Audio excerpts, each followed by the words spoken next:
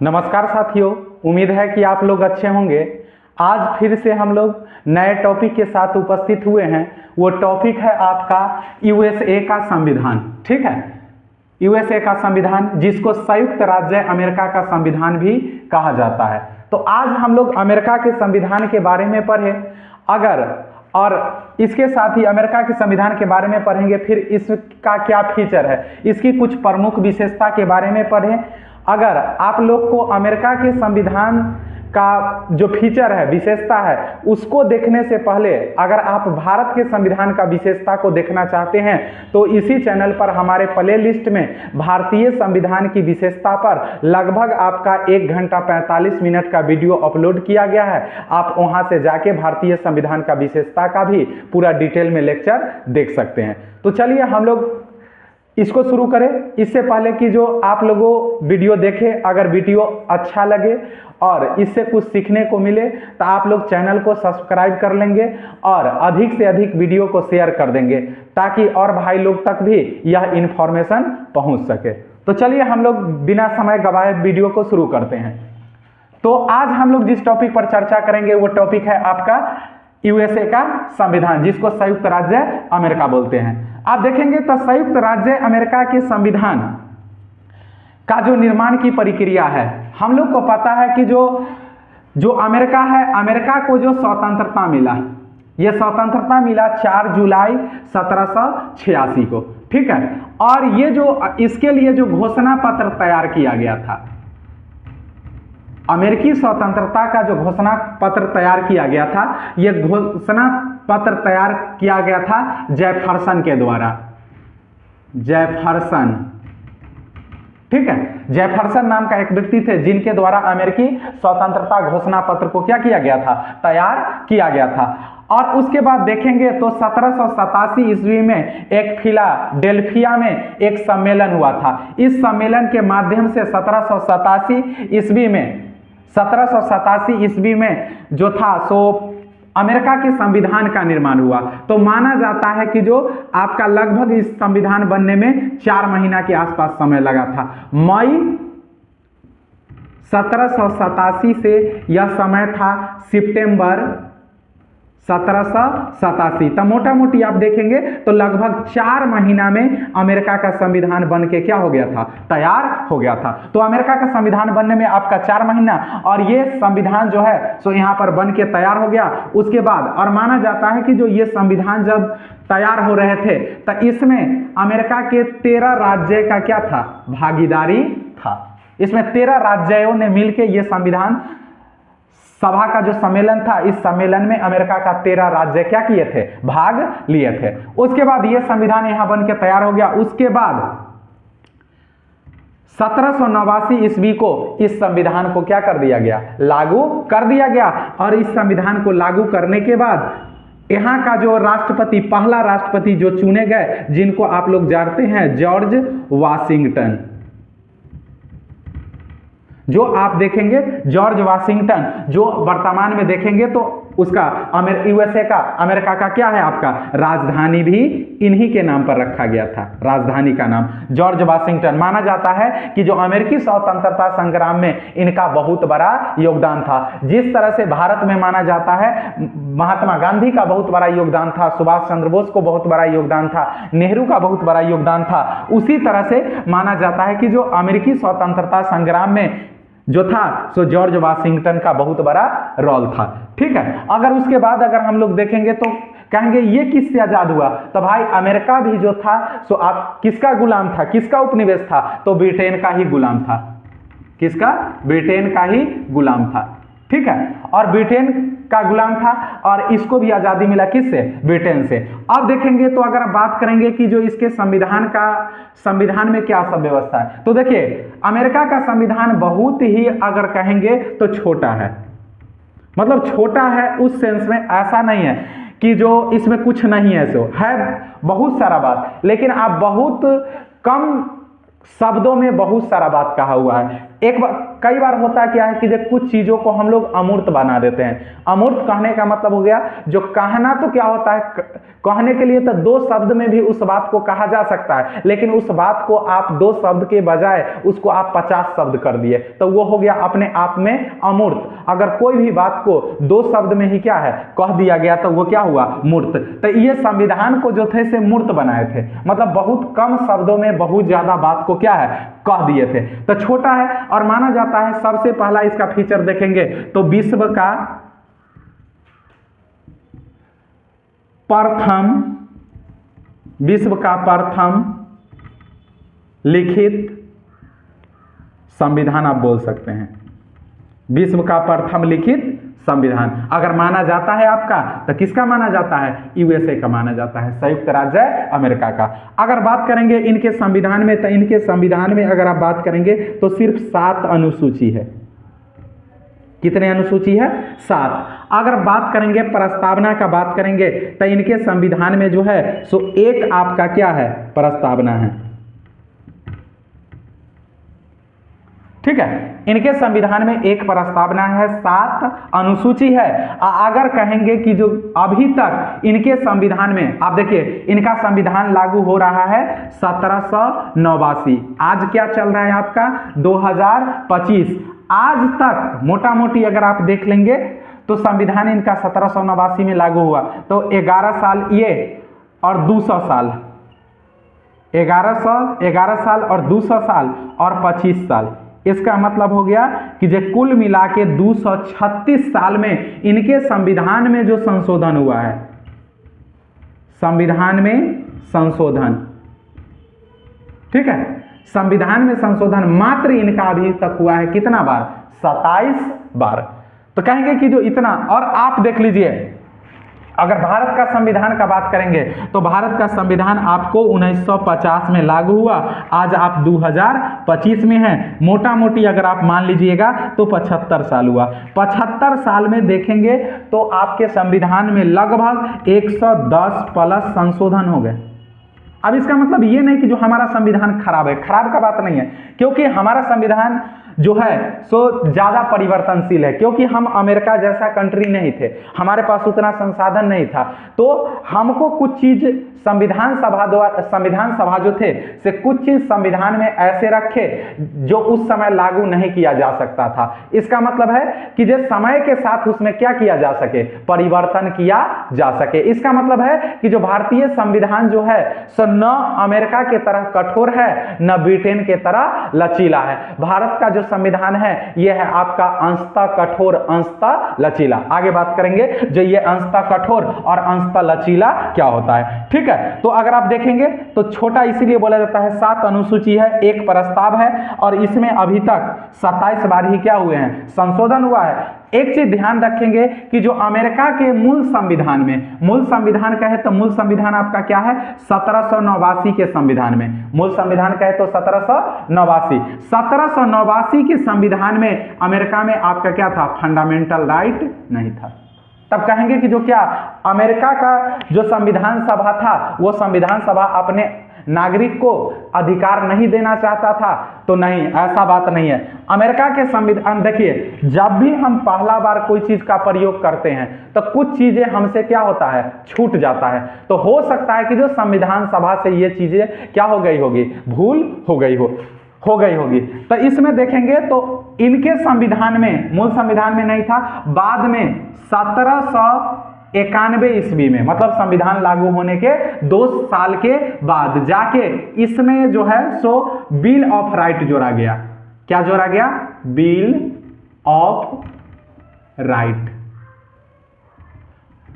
ठीक है, जो जिसको भारत में जिसको बोला जाता है फंडामेंटल राइट, मौलिक अधिकार, उसी को अमेरिकी नागरिक को जो अमेरिका संविधान द्वारा दिया गया उसको बोला जाता है बिल ऑफ राइट। आप कहेंगे ये बिल ऑफ राइट क्या होता है, तो देखिए जैसे भारत के संविधान में फंडामेंटल राइट का व्यवस्था किया गया और फंडामेंटल राइट जो है सो नागरिक को क्या करता है, सुरक्षा देता है। मतलब राज्य के अतिक्रमण से जनता को क्या करता है, अपने नागरिक को क्या करता है, बचाव करता है। देखिए अगर कभी क्या हो फंडामेंटल राइट और राज्य में टकराहट हो जाए हो जाए तो सुप्रीम कोर्ट कई बार कह चुका है जो अगर राज्य और फंडामेंटल राइट के बीच टकराहट होगा तो हम तो वरीयता देंगे किसको, फंडामेंटल राइट को।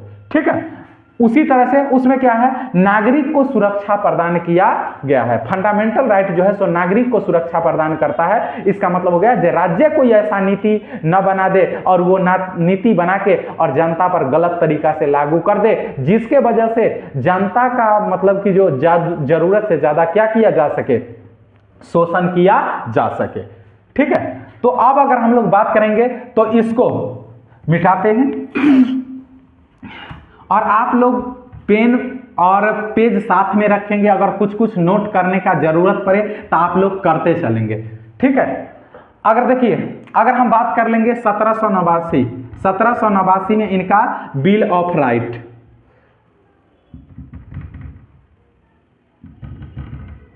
ठीक है, बिल ऑफ राइट को क्या किया गया था, लागू किया गया था। अब बिल ऑफ राइट और माना जाता है कि जो लगभग 10 संविधान संशोधन हुआ था। आप देख रहे हैं ना 27 संविधान संशोधन जो अभी तक हुआ है।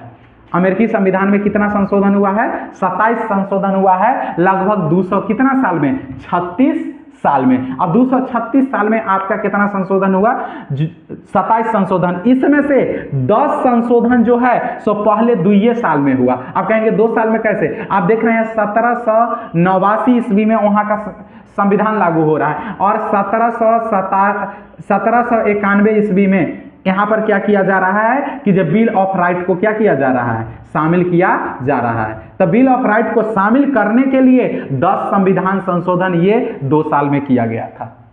ठीक है, अब इसके बाद अगर हम लोग बात करते हैं तब देखते हैं इसकी कुछ और विशेषता।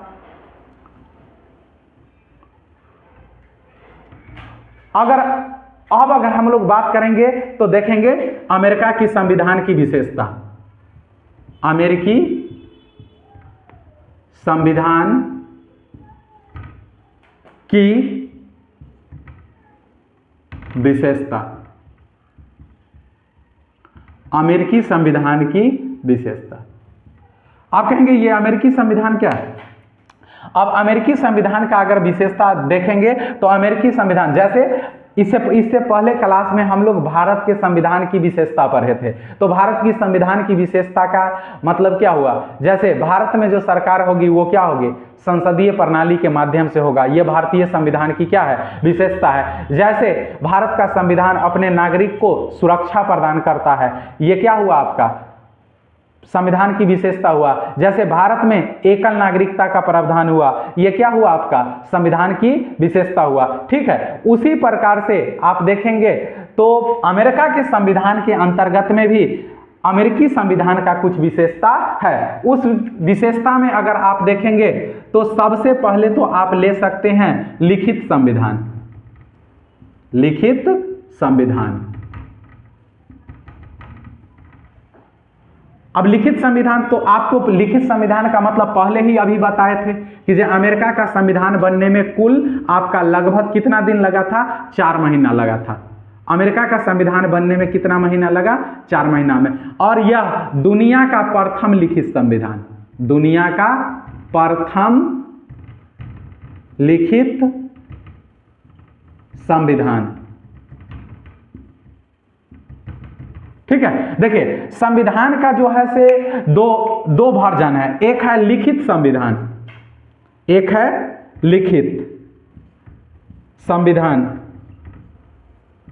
और एक है आपका अलिखित संविधान। ठीक है, तो आप कहेंगे लिखित संविधान किसका, तो लिखित संविधान का जो पहला एग्जाम्पल है आपका अमेरिका है। ठीक है, अमेरिका के बाद लेंगे तो कनाडा है, कनाडा के बाद लेंगे तो ऑस्ट्रेलिया है। ठीक है, भारत है। ये सब किसके अंतर्गत आ गया, लिखित संविधान के अंतर्गत। आप कहेंगे अलिखित संविधान में कौन सा आ गया, तो अलिखित में आपका ब्रिटेन आ गया। कहेंगे लिखित और अलिखित में क्या अंतर है, तो देखिए लिखित संविधान का मतलब हो गया कि जो यहां पर संविधान सभा की उपस्थित होगा, संविधान सभा की उपस्थिति, इसका मतलब हो गया जो अलिखित संविधान में संविधान सभा की अनुपस्थिति होगा, संविधान सभा की अनुपस्थिति।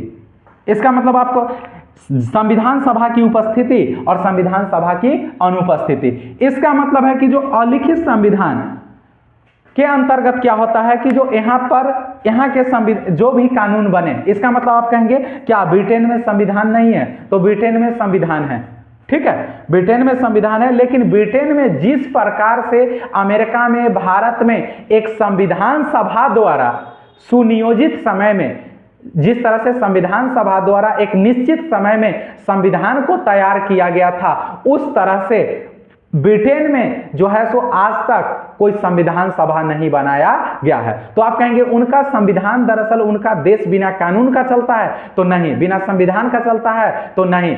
इसका मतलब है कि उनका जो संसद है वही समय समय पर जरूरत के हिसाब से क्या करता है, जरूरत के हिसाब से अपना जो है सो कानून क्या करता है, बनाता है, और उनका कानून जो है सो एक जगह कोडिफाई नहीं किया गया है। जैसे 4 पेज का आज जरूरत महसूस हुआ तो 2 पेज का कोई अधिनियम आज पारित कर दिए, बात है समझ में। फिर 10 साल के बाद कोई चीज का महसूस किया गया तो उसको फिर 5 पेज के रूप में, या जो भी आए 1-2 पेज उसके रूप में बना के उसको रख दिए, और वो सबको एक जगह मॉडिफाई नहीं करवाए हुए हैं, तो उसको बोला जाता है अलिखित संविधान। इसीलिए कहा जाता है जो ब्रिटेन का जो संसद है, इसीलिए कहावत चलता है जो ब्रिटेन का संसद है वो एक काम को छोड़ के बाकी सभी काम कर सकता है। इसका मतलब है कि जो उन लोगों का मानना है जो ब्रिटेन का संसद सिर्फ पुरुष को महिला नहीं बना सकता है और महिला को पुरुष नहीं बना सकता है, इसके अलावा ब्रिटेन के संसद के पास इतना शक्ति है कि जो वो कुछ भी कर सकता है। दूसरा नंबर में यहां तक कि आप देखेंगे ब्रिटेन में न्यायपालिका की स्थापना हुआ है आपका 2015 में, इससे पहले ब्रिटेन में न्यायपालिका नहीं था। तो आप कहेंगे कि अगर कोई घटनाएं होती थी, कोई कृत्य होती थी, तो उनको सजा कौन सुनाता था, तो उनको सजा वहां सुनाया जाता था हाउस ऑफ लॉर्ड के द्वारा। जैसे ब्रिटेन का जो संसद है, ब्रिटेन के जिसको पार्लियामेंट बोलते हैं, तो ब्रिटेन का जो पार्लियामेंट है उस पार्लियामेंट में 2 सदन है, ब्रिटेन के पार्लियामेंट में 2 सदन, एगो हाउस ऑफ लॉर्ड और एक है हाउस ऑफ कॉमन। तो हाउस ऑफ लॉर्ड का मतलब हो गया राज्यसभा, कौन सा, जिसको हम लोग बोलते हैं राज्यसभा या उच्च सदन, और हाउस ऑफ कॉमन का मतलब हो गया यहां के संदर्भ में देखेंगे तो लोकसभा, या इसी को बोलते हैं निम्न सदन,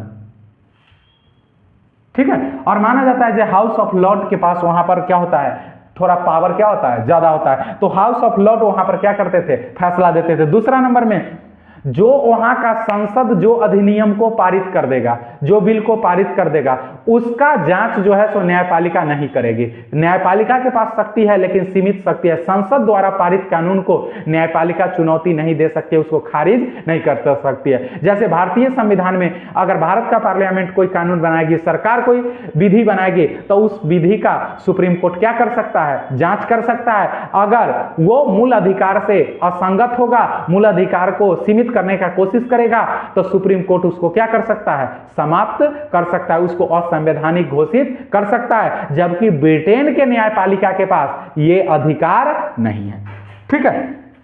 उसके बाद अगर हम लोग देखेंगे तो लिखित संविधान, लिखित संविधान में एक क्या होगा, आपका एक संविधान सभा का गठन किया जाएगा, और वो संविधान सभा एक निश्चित समय में अपने देश के लिए क्या बनाएगी, संविधान बनाएगी। तो हम लोग को भी पता है जो हमारा संविधान बनने में जो लगा था, संविधान सभा का गठन किया गया और उसके बाद हमारा संविधान बनने में 2 वर्ष 11 महीना 18 दिन का क्या लगा था, समय लगा था। हम पिछले वीडियो में जहां भारतीय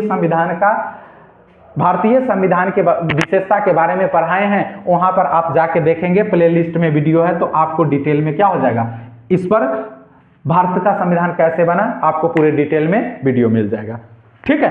चलिए, तो यहां तक आपको उम्मीद है कि जो लिखित संविधान और अलिखित संविधान में अंतर आपको समझ में आया होगा। तो उसी तरह से यह दुनिया का सबसे प्रथम लिखित संविधान था, और ये एक तरह से आप मानेंगे कि जो एक संदर्भ में बोलेंगे तो छोटा इसी संदर्भ में, क्योंकि इसमें आर्टिकल की संख्या मात्र कितना 7 मात्र अनुसूची है।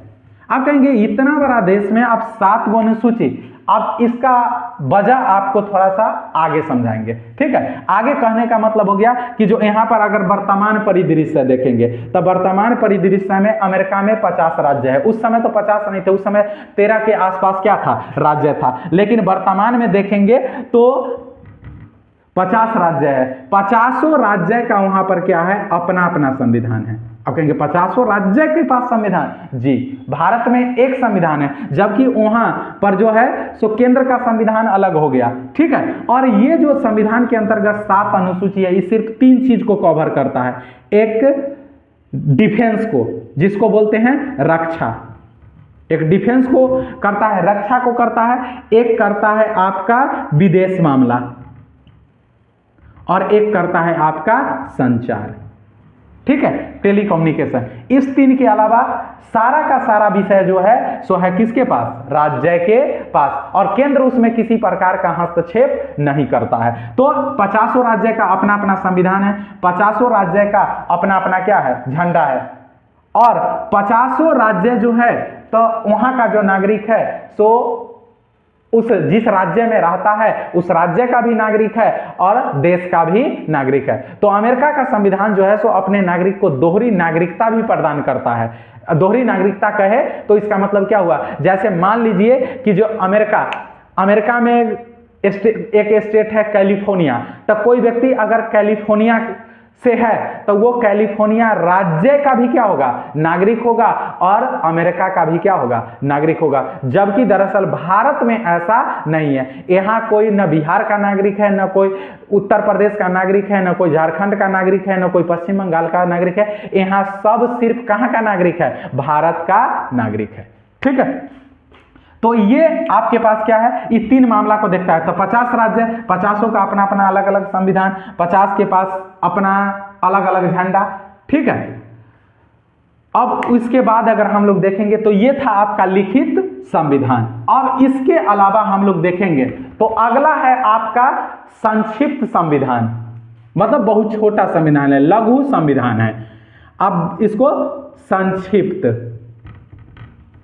संविधान आप कहेंगे कि जो संक्षिप्त संविधान कैसे हो गया, इसका मतलब है कि जो आपको पहले से कई बार बता चुके हैं, इसमें सिर्फ अनुच्छेदों की संख्या कितना है, 7 अनुच्छेद है।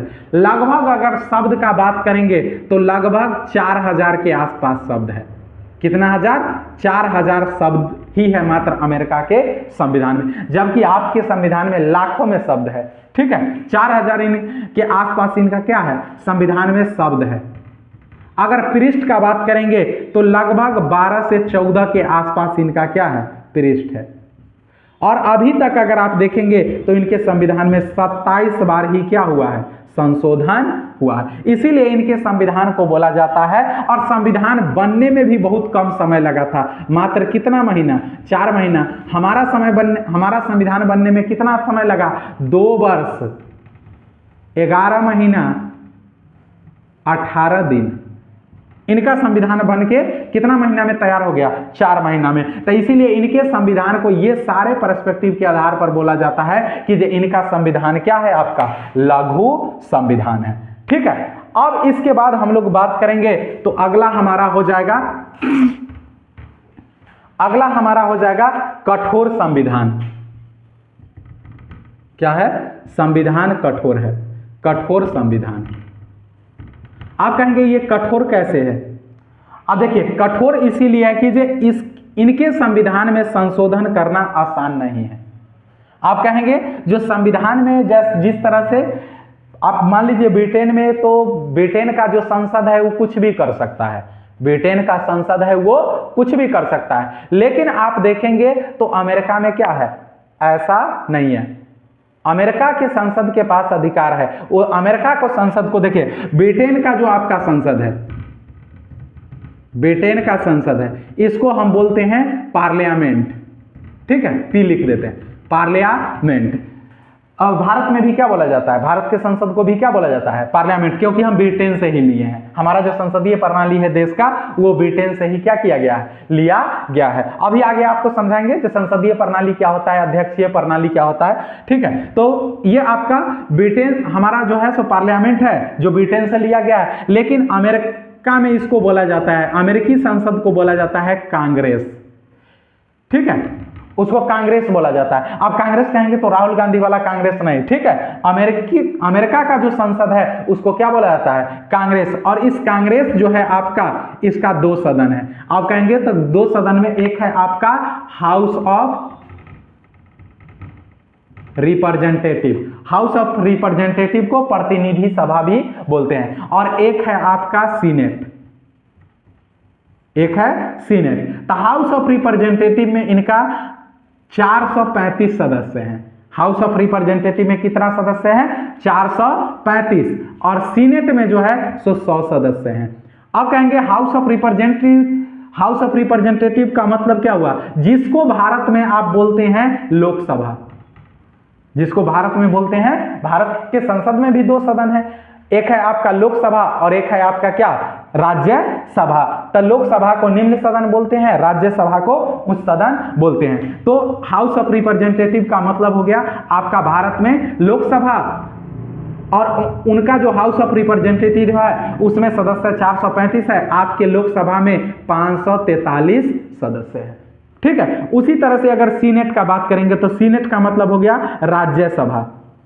तो वहां 50 राज्य है, कितना स्टेट है आपको, 50 राज्य का वहां के सीनेट में बराबर भागीदारी है। 50 राज्य से, चाहे राज्य बड़ा है छोटा है उसे कोई मतलब नहीं है, प्रत्येक राज्य से 2 सदस्य जाएंगे सीनेट में, सीनेट का मतलब राज्यसभा में, ठीक है। उसके बाद अगर आप देखेंगे, अगर भारत के सीनेट में बात करेंगे, भारत के राज्यसभा में बात करेंगे तो आपका 250 अधिकतम सदस्य है, ठीक है। तो ये है आपका क्या, एक मतलब मोटा मोटी खाका। और आप कहेंगे कि ये कठोर कैसे है, तो कठोर इसलिए है कि जो इनके संविधान में संशोधन करना बहुत मुश्किल है। जैसे कहने का मतलब हो तो इनके अमेरिका के संविधान में संशोधन करने का मतलब है नाको चने चबाना, जैसे मुहावरा हम लोग यूज करते हैं। अब मुहावरा यूज करते हैं इसका मतलब क्या हुआ, क्योंकि प्रक्रिया जो है सो प्रक्रिया बहुत कठिन है। आप कहेंगे प्रक्रिया बहुत कठिन है, आपको अमेरिका के संविधान में संशोधन करने के लिए जो इनका हाउस ऑफ रिप्रेजेंटेटिव है और प्लस में आपका क्या है जो सीनेट है, हाउस ऑफ रिप्रेजेंटेटिव है और जो सीनेट है, इनके दोनों सदनों का आपको 2/3 बहुमत तो चाहिए। दोनों सदन का कितना, 2/3, प्लस में दोनों सदनों का 2/3 और उपस्थित सदस्यों का, मतलब ये सदन का 2/3। अब सदन का 2/3 कहने का मतलब हो गया जो इसमें टोटल, इसमें कितना सदस्य अभी आपको बताया गया है 435, और यहाँ का कितना सदस्य है, यहाँ का आप कहेंगे तो सदस्य है टोटल 100, तो कुल मिला दे तो कुल मिला के आपका कितना हो गया 535, ठीक है। तो यहाँ पर 535 एक जगह नहीं करके दोनों सदन से अलग अलग आपको करवाना पड़ेगा। दोनों सदन का कहने का मतलब इसका 2/3, इसका 2/3 और उपस्थित का 3/4, उपस्थित का 3/4। अब कहेंगे उपस्थित, मान लीजिए कि जो उस दिन अगर सदन में 200 व्यक्ति ही क्या है उपस्थित है तो इसका 3/4, लेकिन इसका आपको क्या चाहिए 2/3, दोनों मिलके कॉम्बिनेशन क्या हो जाना चाहिए, मिल जाना चाहिए। तो आप याद रखेंगे कि जो दोनों सदन का कितना सदस्य है 2/3, प्लस में जो राज्य है उनका राज्य, अब राज्य कहने का मतलब 50 राज्य है तो 50 राज्य का 3/4 समर्थन चाहिए इस बिल को किसी भी संविधान संशोधन को पारित, संविधान संशोधन अधिनियम को पारित करने के लिए राज्य का 3/4 चाहिए समर्थन। तो 3/4 इसको आप काट के देख लीजिए, 12 चक 48, इसका मतलब हो गया 12 चक 48 और 4 पंचे 20, 12.5, इसका मतलब हो गया जो 12 36 1 37 और आधा, तो आधा नहीं 37 और 1 38, 38 राज्यों का आपका समर्थन चाहिए 2/3, मतलब राज्य का 3/4 राज्य का समर्थन चाहिए, और ये सारा राज्य जो है 38 राज्य कम से कम 2/3 बहुमत से उस प्रस्ताव को क्या करेगा, पारित करेगा, तब जाके ये संविधान संशोधन की प्रक्रिया क्या होगा, पूरा होगा। और ये बात आपको लगता होगा कि जो ये बात तो आसान उतना नहीं है, इसीलिए बोला जाता है कि जो अमेरिका का संविधान जो है सो बहुत क्या है, कठोर है। इसको मतलब जब चाहे जब इच्छा हुआ तब इसको बदला नहीं जा सकता है। ठीक है, अब इससे आगे हम लोग देखते हैं। अब इससे आगे हम लोग देखेंगे तो संशोधन की अगला अध्याक्षात्मक प्रणाली, अध्याक्षात्मक प्रणाली। ठीक है, अब कहेंगे ये, या इसको बोला जाता है आपको राष्ट्रपतीय प्रणाली, राष्ट्रपतीय प्रणाली, प्रेसिडेंशियल सिस्टम। ठीक है, इसको या तो अध्यक्षात्मक प्रणाली बोलिए या राष्ट्रपतीय प्रणाली भी इसको बोला जाता है। आप कहेंगे ये क्या होता है, तो इसको समझने के लिए देखिए, शासन जो दुनिया में चलती है अभी वर्तमान समय में, यहां पर दो, एक या तो किसी भी देश में शासन का जो प्रणाली होगा, ठीक है, या सरकार का जो प्रणाली होगा, सरकार का जो प्रणाली होगा, यह प्रणाली या तो संसदीय प्रणाली होगा, क्या होगा, संसदीय प्रणाली, या क्या होगा आपका होगा अध्यक्षीय प्रणाली या राष्ट्रपतीय प्रणाली, अध्यक्षीय प्रणाली। ठीक है, अध्यक्षीय प्रणाली। आप कहेंगे दोनों में अंतर क्या है, देखिए अध्यक्षीय प्रणाली, अगर संसदीय प्रणाली देखेंगे तो संसदीय प्रणाली आपका ब्रिटेन में हो गया, सबसे पहले ब्रिटेन है, उसके बाद भारत में हो गया, ठीक है, उसके बाद कनाडा में हो गया। ये आपका क्या है, आपका संसदीय प्रणाली। उसके बाद अगर आप बात करेंगे तो अध्यक्षीय प्रणाली कहाँ है, तो अध्यक्षीय प्रणाली का सबसे अच्छा एग्जांपल आपका क्या है, अमेरिका है। ठीक है, अगर आप कहेंगे कि जो संसदीय प्रणाली में खासियत क्या है, उसके बाद अध्यक्षीय प्रणाली, तो देखिए संसदीय प्रणाली में क्या होता है, सरकार का वास्तविक प्रमुख जो होता है वो प्रधानमंत्री होता है, पीएम। सरकार का वास्तव, संसदीय प्रणाली में जो वास्तविक प्रमुख जो होता है वो कौन होता है, पीएम होता है। और जो नाम मात्र का जो अध्यक्ष होता है, या संवैधानिक जिसको बोलते हैं संवैधानिक अध्यक्ष, या नाम मात्र का जो अध्यक्ष होता है वो राष्ट्रपति होता है, प्रेसिडेंट होता है।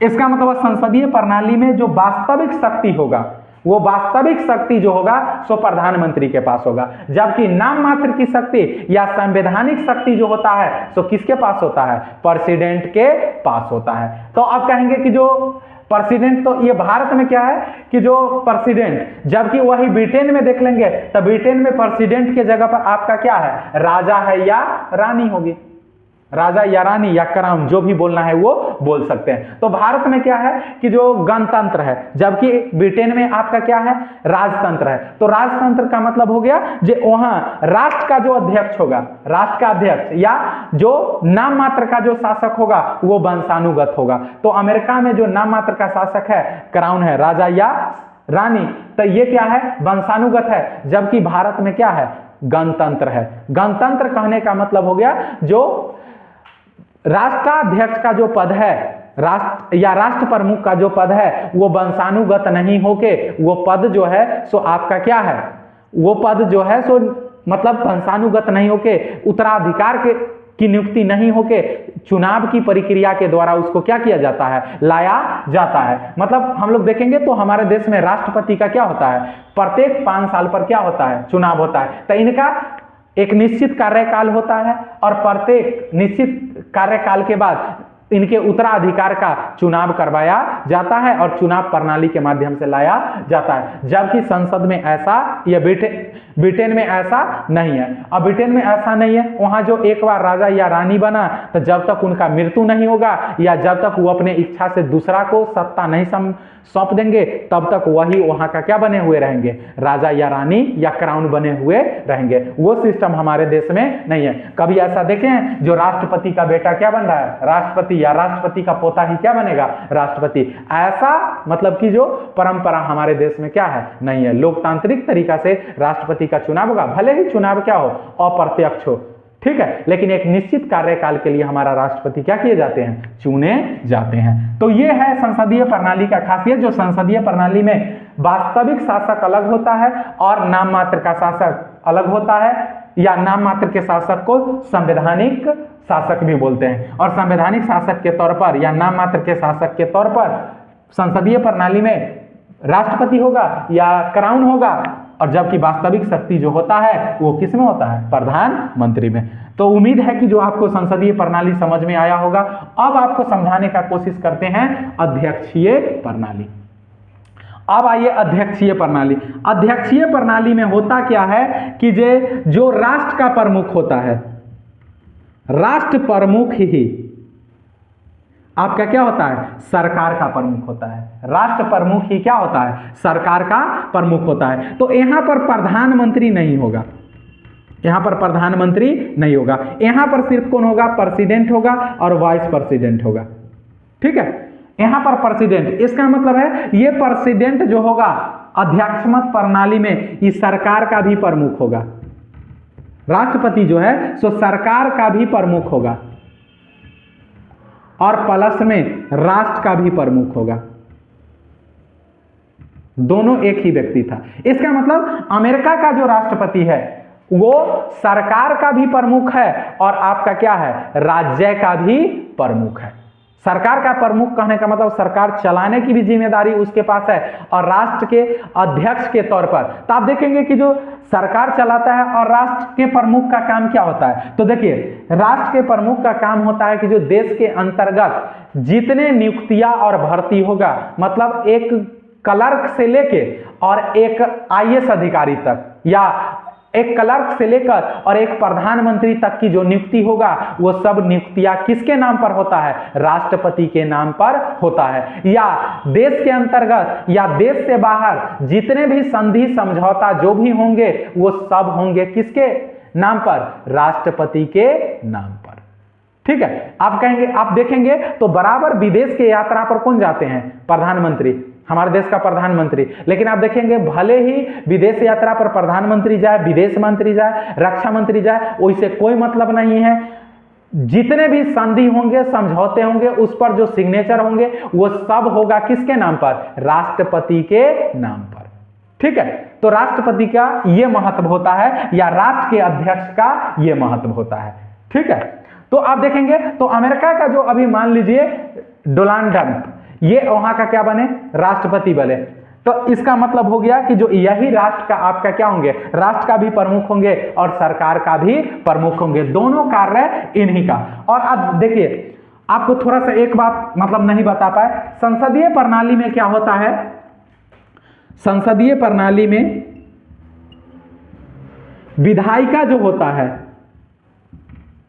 विधायिका या एक मिनट कार्यपालिका, विधायिका के प्रति उत्तरदायी होता है। कार्यपालिका किसके प्रति उत्तरदायी होता है, विधायिका के प्रति उत्तरदायी होता है। आप कहेंगे कार्यपालिका विधायिका के प्रति क्यों उत्तरदायी होता है, हम सभी को पता है कि जो हमारे विधायिका के दो सदन हैं, एक है लोकसभा और एक है आपका कौन, राज्यसभा, ठीक है। अब जब भी हम लोग देखते हैं जो लोकसभा का क्या होता है, चुनाव होता है, जब भी आपका क्या होता है, लोकसभा का चुनाव होता है, तो लोकसभा के चुनाव होने के बाद ही सरकार का क्या किया जाता है, गठन किया जाता है। तो जो भी विधायिका लोकसभा में जो भी पार्टी या गठबंधन बहुमत में आता है उसी के नेता को क्या बनाया जाता है, प्रधानमंत्री बनाया जाता है। और प्रधानमंत्री अब कुछ व्यक्तियों को उसको साथ में काम करने की आवश्यकता होता है, तो प्रधानमंत्री के सलाह पर जो है सो राष्ट्रपति अन्य मंत्रियों का क्या करता है, नियुक्ति करता है। और प्रधानमंत्री सहित मंत्री परिषद जो है सो सरकार क्या करती है, चलाती है। अब इससे पहले आपको बताए थे कि जो कार्यपालिका दो प्रकार का होता है, एक अस्थाई और एक अस्थाई। तो अस्थाई कार्यपालिका और अस्थाई कार्यपालिका, तो अस्थाई कार्यपालिका में आपका कौन आ गया, IAS हो गए, IPS हो गए, IFS हो गए, ये सब हो गए अस्थाई कार्यपालिका में। अस्थाई कार्यपालिका में क्या हो गया आपका, जैसे PM plus president plus vice president plus मंत्री परिषद और प्लस में महान्यायवादी, ये सब जो आ गया सो अस्थाई कार्यपालिका के अंतर्गत आ गया। ठीक है, तो आप देखेंगे जो इस सारा जो सदस्य प्रधानमंत्री जो आ रहे हैं और इनके साथ जो मंत्री परिषद आ रहा है, ये कहां से निकल के आ रहा है, विधायिका से निकल के आ रहा है। तो हमारे देश में कोई भी मंत्री बनने के लिए, कोई भी व्यक्ति अगर मंत्री बनना चाहता है तो वो किसी भी सदन का क्या होना चाहिए, सदस्य होना चाहिए। चाहे वो लोकसभा का सदस्य होना चाहिए, चाहे राज्यसभा का सदस्य होना चाहिए। अगर कोई व्यक्ति लोकसभा या राज्यसभा का सदस्य नहीं है फिर भी मंत्री बन सकता है, लेकिन उसमें कंडीशन है, जो मंत्री बनने के 6 महीना के अंदर में वो व्यक्ति क्या करेगा, किसी भी सदन का सदस्यता ग्रहण करेगा, नहीं तो 6 महीना के बाद वो उसका मंत्री पद से उसको खाली करना पड़ेगा। ठीक है, तो ये अंतर है आपका संसदीय प्रणाली में। तो इसका मतलब हो गया जो कार्यपालिका कहां से निकल रही है, विधायिका से निकल रही है। तो कार्यपालिका सामूहिक रूप से किसके प्रति उत्तरदायी होगा, विधायिका के प्रति उत्तरदायी होगा। बात आया कि नहीं समझ में। उसके बाद अगर हम लोग बात करेंगे तो अगली प्रणाली में आपका है अध्यक्षीय प्रणाली। यहां पर क्या होता है कि जो राष्ट्रपति जो होगा, राष्ट्रपति सहित अन्य मंत्री, ये कोई भी सदस्य विधायिका के नहीं होंगे। कोई भी सदस्य का विधायिका से कोई संबंध नहीं है। वहां विधायिका बिल्कुल अलग है और कार्यपालिका बिल्कुल अलग है। आप देखेंगे हमारे देश में ऐसा नहीं है, जो व्यक्ति विधायिका में है वही व्यक्ति कहां है, कार्यपालिका में भी है। जैसे मान लीजिए कि जे प्रधानमंत्री और प्रधानमंत्री सहित जितने मंत्री परिषद के सदस्य हैं, वो सारे सदस्य क्या हैं, सांसद भी हैं और सांसद के साथ साथ क्या है, मंत्री भी है। इसका मतलब मंत्री हैं तो कार्यपालिका में हुए, और सांसद है तो कहां हो गए, विधायिका में भी है। वही क्या करते हैं कि जो यहाँ रूल भी बनाएंगे, यहाँ नीति भी बनाएंगे और वहां सरकार भी क्या करेंगे, चलाएंगे, उसको मतलब लागू भी करेंगे। तो इसका मतलब है कि जो वहां हमारे यहाँ सिस्टम अलग है, जबकि वहां पर सिस्टम आपका क्या है, पूरी तरह से अलग है। वहां कोई भी व्यक्ति जो है सो आपका विधायिका का नहीं होगा। वहां पर क्या है कि जो कोई जरूरी नहीं है कि जो अमेरिका में कोई जरूरी नहीं है कि जो विधायिका का सदस्य क्या बनेगा, मंत्री बनेगा। वहां जब भी कोई मंत्री बनते हैं तो जिस सेक्टर का मंत्री जिसको बनाया जाएगा वो किसी न किसी कोई न कोई विशेषज्ञ होगा। अब विशेषज्ञ कहने का मतलब क्या, देखिए भारत में किसी को मंत्री बना दिया जाता है। अब एजुकेशन मिनिस्टर इसको बना, ऐसे ऐसे व्यक्ति को आप कई बार देखते होइएगा जो बना दिया जाता है जिनको मैट्रिक में और 10th में क्या समानता है वही पता नहीं चलता है, और वो व्यक्ति को क्या बना दिया गया है, राज्य का क्या बनाया गया है, शिक्षा मंत्री। आप समझ सकते हैं कि जो शिक्षा का स्थिति क्या होने वाला है से। ठीक है, अब चलिए मसला है वो अलग, लोकतंत्र है, डेमोक्रेसी है, और डेमोक्रेसी का जो भी सिस्टम है उस सिस्टम में जनता जिसको महान बना दे, जनता मेहरबान तो गधा भी पहलवान, कहने का सेंस हुआ। ठीक है, अब इस कंडीशन में अगर आप देखेंगे तो इस कंडीशन में क्या होता है कि जो यहां पर क्या होगा, राष्ट्रपति जो होंगे, राष्ट्रपति, और उसके बाद आपका अन्य मंत्री होंगे। ये मंत्री विधायिका से इनका कोई संबंध नहीं होगा। इसका मतलब हो गया कार्यपालिका विधायिका से बिल्कुल अलग है, और कार्यपालिका व्यक्तिगत रूप पर या सामूहिक रूप से जो है सो विधायिका के प्रति उत्तरदायी नहीं है, जबकि हमारे यहाँ संसदीय प्रणाली में होता है। अब इसके बाद क्या कहेंगे, तो इसका मतलब है जो यहाँ जो जिसको भी देखेंगे मंत्री बनाया जाता है अमेरिका में, वो किसी न किसी सेक्टर का, जिस सेक्टर का जिसको मंत्रालय मिलेगा उस सेक्टर का वो बहुत बड़ा क्या रहता है विशेषज्ञ रहता है, जबकि हमारे यहाँ वो बात नहीं है। तो उम्मीद है कि जो आपको ये प्रणाली, अध्यक्षीय प्रणाली क्या होता है, ये समझ में आया होगा। अब अगला पॉइंट जो हम लोग देखेंगे, संघीय स्वरूप। संघीय स्वरूप संविधान की विशेषता है अमेरिका का। अब कहेंगे संघीय स्वरूप क्या होता है। इसका मतलब दरअसल हुआ, संघीय स्वरूप का मतलब केंद्र और राज्यों में शक्ति का क्या विभाजन, शक्ति का विभाजन। अब संघीय स्वरूप जैसे वहां का देखेंगे हाउस ऑफ रिप्रेजेंटेटिव, ठीक है, हाउस ऑफ रिप्रेजेंटेटिव अमेरिका में देखेंगे तो यहां पर 435 सदस्य है। तो 435 में से प्रत्येक राज्य की भागीदारी अलग अलग है, प्रत्येक राज्य की भागीदारी अलग अलग। इसका मतलब हो गया जो हाउस ऑफ रिप्रेजेंटेटिव में किसी राज्य से 50 सदस्य भी हो सकते हैं, किसी राज्य से 10 सदस्य भी हो सकते हैं, किसी राज्य से 70 सदस्य भी हो सकते हैं, किसी से 30 भी हो सकते हैं। तो हाउस ऑफ रिप्रेजेंटेटिव में इनका देखेंगे तो बराबर प्रतिनिधित्व नहीं है, लेकिन वहां का जो सीनेट है, सीनेट का मतलब हो गया जिसको हम लोग यहां पर बोलते हैं राज्यसभा। तो राज्यसभा में वहां क्या है, 50 राज्य है, 50 राज्य से 2-2 सदस्य, और ये सदस्य आपको कुल मिला दे तो कुल सदस्य कितना हो गया आपका 100। इसका मतलब है ये संघीय ढांचा को क्या करता है, दर्शाता है। प्रत्येक राज्य का क्या है, बराबर भागीदारी है, किसी के साथ राज्यसभा में किसी प्रकार का भेदभाव नहीं किया गया है। तो इसीलिए इनका ये जो स्वरूप हुआ, ये किस स्वरूप को दर्शाता है, संघीय स्वरूप को दर्शाता है। अब अगला पॉइंट अगर हम लोग देखेंगे, अगला पॉइंट में अगर हम लोग देखेंगे तो न्यायिक सर्वोच्चता, न्यायिक सर्वोच्चता। इसका मतलब है कि जो अमेरिका का जो न्यायपालिका है, इस न्यायपालिका के पास अपने आप में क्या है, बहुत ज्यादा क्या है, अधिकार है, बहुत ज्यादा अधिकार। मतलब ब्रिटेन में तो आप देखेंगे कि जो ब्रिटेन का जो न्यायपालिका है, ब्रिटेन का जो न्यायपालिका है उसके पास तो शक्ति है ही नहीं। इसका मतलब है संसद जो कर देगा वही, लेकिन अमेरिका में ऐसा नहीं है। अमेरिका में क्या है कि जो अमेरिका में आपको बताया जो सरकार के 3 अंग है, सरकार के कितने अंग है, 3। एक है आपका कार्यपालिका, एक है आपका विधायिका, और एक है आपका न्यायपालिका।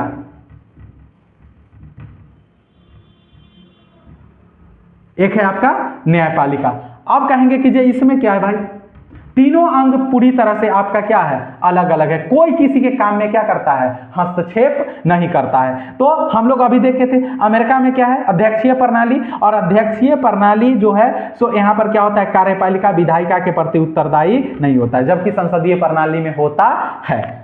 ठीक है। अब संसदीय प्रणाली में एक चीज ध्यान रखिएगा, जो मंत्री परिषद सामूहिक रूप से, जैसे भारत का बात करें तब भारत में मंत्री परिषद सामूहिक रूप से जो है सो विधायिका के प्रति उत्तरदायी होता है। मंत्री परिषद सामूहिक रूप से विधायिका के प्रति उत्तरदायी होता है, जबकि मंत्री व्यक्तिगत रूप से राष्ट्रपति के प्रति उत्तरदायी होता है। क्वेश्चन यहीं पर कई बार क्या होता है, आपको फंसा के पूछ दिया जाता है, और इसी में आदमी क्या कर जाता है, कंफ्यूज कर जाता है। तो संसदीय प्रणाली जैसे भारत का बात करें तो भारत में मंत्री परिषद सामूहिक रूप से, इसका मतलब मंत्री परिषद सहित मंत्री परिषद सामूहिक रूप से लोकसभा के प्रति उत्तरदायी होता है, जबकि प्रत्येक मंत्री व्यक्तिगत रूप से राष्ट्रपति के प्रति उत्तरदायी होता है। इसका मतलब क्या हुआ, इसका मतलब हुआ ये कि जो अगर प्रधानमंत्री इस्तीफा दे दे तब पूरा मंत्री परिषद क्या हो जाएगा, भंग हो जाएगा। लेकिन एक मंत्री अगर इस्तीफा दे तो इसका मतलब है जो मंत्री परिषद पर कोई प्रभाव नहीं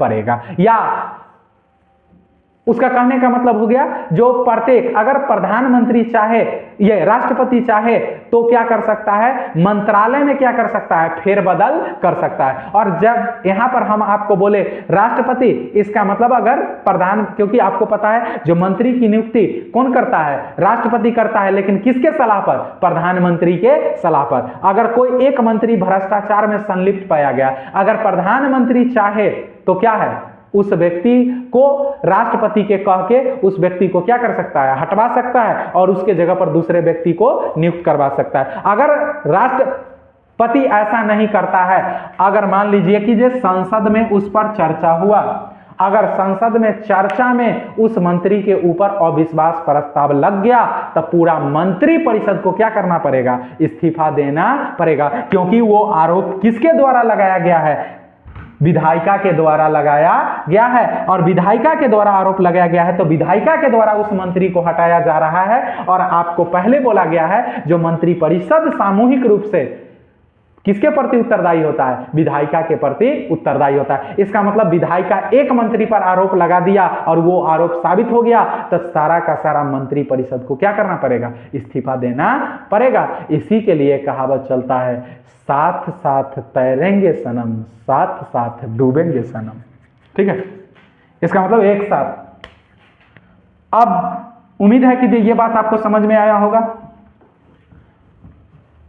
अब इसके बाद यहां पर अगर न्यायिक सर्वोच्चता का बात करेंगे तो देखिए यहां पर जो जज की नियुक्ति होता है, जज, वहां का जो न्यायपालिका में जज की नियुक्ति होगा, यह नियुक्ति किया जाएगा राष्ट्रपति के द्वारा। किसके द्वारा, राष्ट्रपति के द्वारा। लेकिन ध्यान रखिएगा जो राष्ट्रपति नियुक्त करेगा, लेकिन नियुक्ति से पहले किससे विचार विमर्श करेगा, सीनेट से करेगा। और सीनेट जिस जिस व्यक्ति को कहेगा, सीनेट जिस जिस व्यक्ति को कहेगा राष्ट्रपति नियुक्त करने के लिए, सॉरी जज नियुक्त करने के लिए, उस व्यक्ति को वहां पर क्या नियुक्त किया जाएगा, राष्ट्रपति द्वारा जज नियुक्त किया जाएगा। इसका मतलब आप समझ रहे हैं कि अगर सीनेट के कहने से इसका नियुक्ति राष्ट्रपति कर रहा है तो यह किसी का बात सुनेगा, नहीं सुनेगा। बात आ रहा है कि नहीं समझ में। अगर मान लीजिए कि जो यहाँ के न्यायपालिका के पास इतना अधिकार है कि जो अगर सीनेट, मतलब कि जो, क्योंकि सीनेट और हाउस ऑफ रिप्रेजेंटेटिव है, वो किसी बिल को अगर पारित कर दिया तो उस बिल को जो है सो ये सुप्रीम कोर्ट क्या कर सकता है, अगर सुप्रीम कोर्ट को लगता है जो नहीं ये गलत है तो उसको क्या, या असंवैधानिक है या संविधान के विरुद्ध है, तो उसको ये पूरी तरह से क्या कर सकता है, समाप्त कर सकता है। ठीक है, या राष्ट्रपति द्वारा भी कोई पारित कर दिया गया कोई विधेयक तो उसको भी यह क्या कर देगा, समाप्त कर देगा। न्यायपालिका के पास वहां पर माना जाता है कि जो बहुत ज्यादा आपके पास क्या है, शक्ति है। अब अगला विशेषता अगर हम लोग देखेंगे तो मौलिक अधिकार। तो अमेरिकी संविधान की विशेषता है मौलिक अधिकार। और आपको पता है जो हमें यहाँ के भाषा में लिख दिए मौलिक अधिकार, लेकिन अमेरिकी नागरिक को जो मौलिक अधिकार है उसको वहां बोला जाता है बिल ऑफ राइट। और आपको पता है जो मूल संविधान में आपका बिल ऑफ राइट नहीं था, तो मूल संविधान 1789 में जो संविधान लागू हुआ, इस संविधान में आपका बिल ऑफ राइट नहीं था। इसको संविधान संशोधन के माध्यम से, प्रथम 10 संविधान संशोधन के माध्यम से इसको क्या किया गया, 1791 ईस्वी में शामिल किया गया संविधान में। और इसके अंतर्गत संविधान जो है सो नागरिक के पूरी तरह से स्वतंत्रता, समानता, अभिव्यक्ति की पूरी तरह से क्या करता है, आजादी देता है। देखिए तो वहां पर क्या है, अमेरिका में फंडामेंटल राइट जो है सो निरपेक्ष है। वहां पर निरपेक्ष का मतलब वहां का सरकार जो है सो किसी भी व्यक्ति को फंडामेंटल राइट का हनन नहीं कर सकता है। बात आ रहा है कि समझ में। राज्य किसी भी व्यक्ति को किसी कीमत में मौलिक अधिकार का हनन, बिल ऑफ राइट का हनन नहीं, बिल ऑफ राइट से व्यक्ति का हनन नहीं कर सकता। इसका मतलब क्या हुआ, भारत में किसी का फंडामेंटल राइट राज्य द्वारा कानून बना के सीमित उसके फंडामेंटल राइट को सीमित किया जा सकता है। इसका मतलब हो गया जो भारत का संसद चाहे तो या भारत सरकार चाहे तो अब भारत देश के अंतर्गत व्यक्ति के मौलिक अधिकार को विधि बना के क्या कर सकता है, कंट्रोल कर सकता है, जबकि अमेरिका का संसद ऐसा नहीं कर सकता है। किसी भी व्यक्ति के फंडामेंटल राइट का हनन नहीं कर सकता है। जैसे हमारे देश में अगर इमरजेंसी लगा दिया जाए या राष्ट्रीय आपात लगा दिया जाए या आपसा लगा दिया जाए, बात आ रहा है समझ में, आपसा किसी क्षेत्र विशेष में लगाया जाता है आतंकवादी गतिविधियां को संदर्भ में देख के, तो उस समय व्यक्ति का फंडामेंटल राइट का क्या हो जाता है, हनन हो जाता है। आप देखेंगे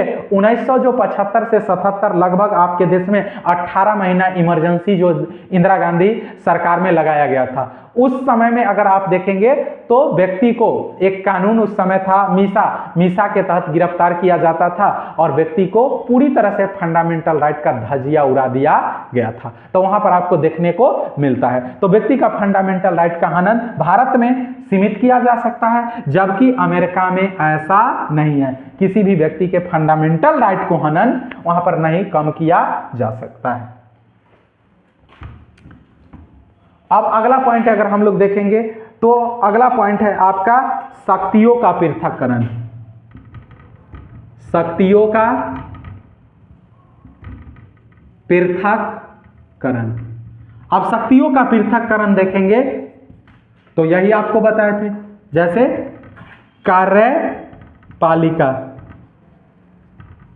न्यायपालिका और विधायिका। ठीक है, तो हम लोग को पता है ये शक्तियों का विभाजन। तो आपको पता है जो विधायिका का काम क्या है, और यहाँ का विधायिका का मतलब हो गया हाउस ऑफ रिप्रेजेंटेटिव और सीनेट। ठीक है, अब यहाँ का विधायिका जो है, तो विधायिका का काम क्या है, विधि का निर्माण करना, विधि का निर्माण करना। और ये जो विधि निर्माण करेगा इसको लागू कौन करवाएगा, कार्यपालिका। तो जो विधि का क्रियान्वयन का मतलब होता है लागू करवाना, तब विधि को लागू कौन करवाएगा, कार्यपालिका। कार्यपालिका का मतलब हो गया राष्ट्रपति। अब राष्ट्रपति सहित जो भी इनका मंत्री होंगे वो।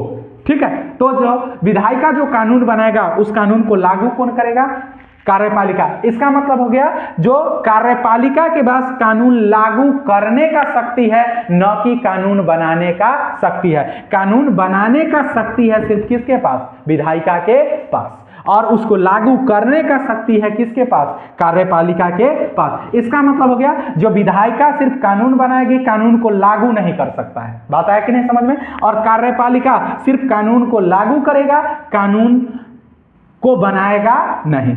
अब न्यायपालिका क्या है, न्यायपालिका इस जो विधि बना है इस विधि की व्याख्या करेगा।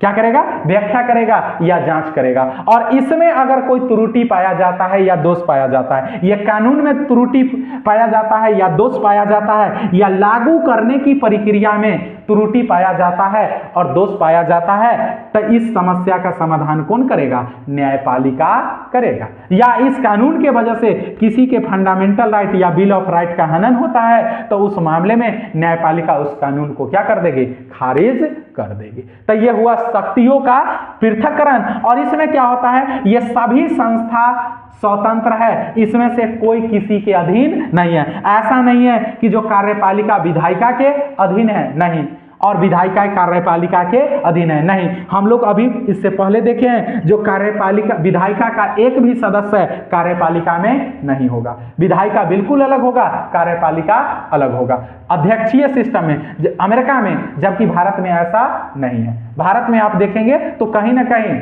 सैद्धांतिक जो भी है, लेकिन वास्तविक तौर पर आपको देखने को मिलेगा जो अगर सरकार ताकतवर होती है तो पूरी तरह से लोकसभा पर उसका क्या होता है, कंट्रोल होता है। इसका एग्जांपल अगर आपको देखना है तो नरेंद्र मोदी जी का 2014 से जो 2024 का कार्यकाल था, उस कार्यकाल को आप क्या कर सकते हैं, देख सकते हैं कि जो उनके पास मेजोरिटी था, बहुमत था, तो वो क्या है, पूरी तरह से लोकसभा में उनका मतलब क्या है, जो बोल देते थे वो क्या हो जाता था, मतलब काम हो जाता था। इसका मतलब क्या हुआ, लेकिन अमेरिका में ऐसा क्या है, नहीं है, क्योंकि कोई भी सदस्य कार्यपालिका का विधायिका से नहीं है और विधायिका का कोई भी सदस्य कार्यपालिका में नहीं है। और न्यायपालिका तो आपको पता है जो ये दोनों से बिल्कुल पूरी तरह से क्या है, अलग है। तो ये था आपका शक्तियों का पृथक्करण। अब अगला हम लोग बात करेंगे, तो अगला बात करेंगे तो अगला है दोहरी नागरिकता। इनके संविधान की विशेषता है दोहरी नागरिकता। ठीक है, आप कहेंगे दोहरी नागरिकता का मतलब क्या हुआ? देखिए, तो वहां आपका क्या है, राज्य है, बात आ रही समझ में, और एक आपका हो गया एक राज्य हो गया, एक राज्य हो गया। ठीक है, ये राज्य हो गया, इसका मतलब हो गया जो वहां के राज्य जो भी है, वाशिंगटन डीसी हो गया, या आप मान के चल सकते हैं जो कैलिफोर्निया हो गया, तो वहां का स्टेट हो गया। ठीक है, तो ये वहां का स्टेट हो गया राज्य, और राज्य का मतलब हो गया अमेरिका। राज्य का मतलब हो गया अमेरिका। जैसे राज्य से संबंध हो सकता है अमेरिका, भारत, ब्रिटेन, ये हो गया राज्य। और जैसे कैलिफोर्निया, अगर भारत का बात कर लेंगे तो बिहार, यूपी, ये सब राज्यों के अंतर्गत आ गया।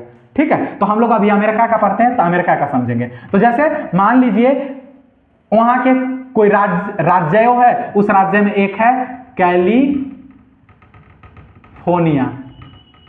ठीक है, कैलिफोर्निया का कोई नागरिक है, तो वो नागरिक क्या होगा, जो उस राज्य का भी नागरिक होगा, मतलब दोहरी नागरिकता, उस राज्य का भी नागरिक होगा जिस राज्य में वो है। अगर कैलिफोर्निया का वो कैलिफोर्निया राज्य में है तो कैलिफोर्निया का भी नागरिक होगा, प्लस में आपका अमेरिका का भी क्या होगा, नागरिक होगा। अब वहां पर क्या होता है, वहां जो राज्य के स्तर पर जो चुनाव होंगे उसके लिए उनके पास आईडी अलग होगा। बात आ रहा है कि नहीं समझ में? जो राज्य का चुनाव होगा, राज्य में वहां पर सीएम का चुनाव नहीं होता है, वहां पर सीएम के जगह पर होते हैं गवर्नर।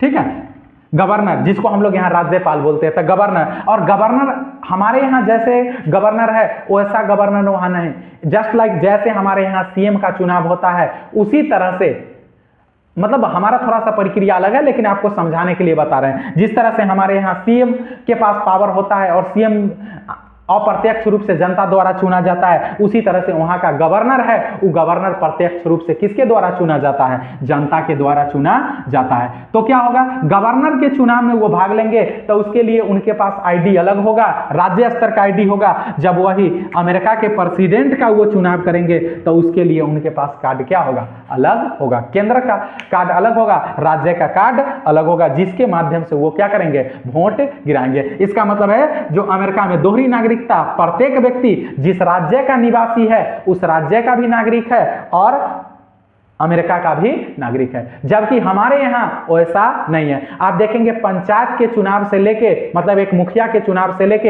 एक प्रधानमंत्री के चुनाव तक आपको एक ही वोटर आईडी कार्ड है, उसी का यूज किया जाता है, एक ही आधार कार्ड है, उसी का यूज किया जाता है। ऐसा किसी को है कि जो एक वोटर आईडी कार्ड है केंद्र सरकार का और एक है राज्य सरकार का? नहीं, दोनों आईडी क्या है, एक ही है।